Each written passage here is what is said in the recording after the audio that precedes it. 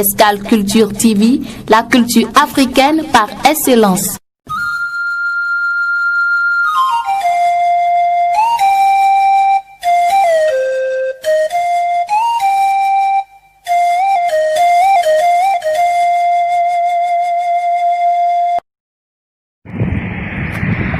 Ẹ kú dédé àkókò yìí ẹ̀yin olólùfẹ́ Escale Culture TV. Báwo ni gbogbo wa wá sí láti orílẹ̀-èdè Amẹ́ríkà, London, Cairo, báwo ni a wá sí? Ìdílé ìlú Benin, báwo ni a wá sí lọ́wọ́ Nàìjíríà, báwo ni a wá sí Abẹ́òkúta, báwo ni a wá sí àgbègbè pàtàkì ìlọ́pọ̀ ìfẹ́.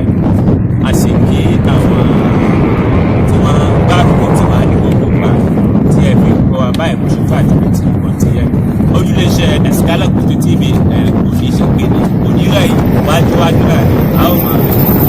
Ìjẹ́bà ìlórè tí ọmọ Yorùbá náà ní àkọ́kẹ́ ti bẹ lójúmọ́ tuntun ní ọmọ Yorùbá lè mí ó ń kọ́. Ìjọ́ máa fìjà sún pété ẹ̀rí ọmọ fìṣù oúnjẹ náà ní èmi ń jẹ́. Ojúmọ́ tuntun ní lórè tí ọmọ Yorùbá kìnìkan tí a fẹ́ kóra wa. Àkókò ilẹ̀ Yorùbá, àkókò kọ̀ọ̀kan ilẹ̀ Yorùbá, a ó ṣàlàyé ẹ̀ fúnra wa. Báwo la ti wá ń kiri ní àkókò kọ̀ọ̀kan ilẹ̀ Yorùbá, a ó tún fúnra wa ní àlàyé yìí náà pẹ̀lú jẹ́ àkàndé òní síwájú nígbàgbà tẹ̀bá ti ń gbádùn wa kọ́ àkóṣe. Ǹjẹ́ àkókò ilẹ̀ Yorùbá ó ti bẹ̀rẹ̀ láti àárọ̀? Aago tá a mọ̀ sí aago méje àárọ̀, aago méje àárọ̀ ìdílé aago mẹ́wàá òun là ń pè ní àárọ̀. Aago méje fún ìlọ̀lọ̀ aago mẹ́wàá là ń pè ní àárọ̀. Àkókò ìtawọ́ fẹ́ kíra sọ pé ẹ káàárọ̀ ẹ káàárọ̀ ẹ káàárọ̀ náà ni à ń kíra wa lákòókò. Láti aago mẹ́wàá fún ìlọ̀lọ̀ aago méjìlá àkókò ìta ń pè ní ìyálẹ̀ta.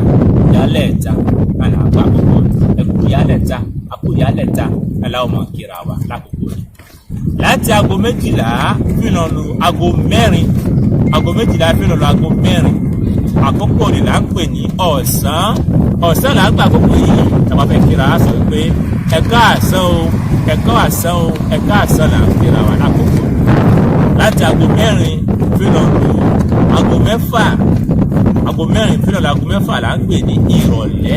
Ìrọ̀lẹ́ là ń gbà àkókò yìí tàbá fẹ́ kíra wa kọ́ àsọ pé ẹkú ìrọ̀lẹ́, ẹkú ìrọ̀lẹ́ là ń kíra wa. Láti aago mẹ́fà àbọ̀ fínàlù aago mẹ́wàá, aago mẹ́fà àbọ̀ fínàlù aago mẹ́wàá ìgbà tí wọ́n ná alẹ́. Láti aago méje gẹ́rẹ́gẹ́ ní fínàlù aago mẹ́wàá ní alẹ́ gangan là ń pa àkókò yìí tàbí fi kíra wa ká sọ pé ẹ̀ka alẹ́ là ń kíra wa. Láti aago mọ́kànlá fínàlù aago mẹ́rin àkókò ní là ń pè ní òru. Wọ́n fẹ́ kíra wa tàbá pàdé nìkan lọ́nà sọ pé ẹkú àjí òru o, ẹkú àjí òru, ẹkú àjí òru, ẹkú àjí òru là ń kíra wa lákòókò yìí. Ǹjẹ́ báyìí ọmọ Yorùbá ó yẹ ká mọ̀ dáadáa nítorí bó ṣe pàtàkì. Gbogbo alẹ́ la mọ̀ báwo táwọn kan ṣe ń gbé àkókò wọn léèbó wọn lédè Gẹ̀ẹ́sì, wọn ní mọ́nì, wọn ní bọ́ǹzù. Ẹ jẹ́ ká ara ká ṣe kí ká gbé tiwa náà ní àbúkẹ́. Ǹjẹ́ báyìí Àkàndé Sàtáà lórúkọ tèmi jẹ́ ọmọ fìjà sún pè tiẹ̀ rẹ̀ ọmọ fi sùn ló jẹ́ ayò gbogbo apáta wípé ẹ kò fẹ́ ẹ ṣe é ṣe. Ǹjẹ́ báyìí ó tún ti gbà kan náà.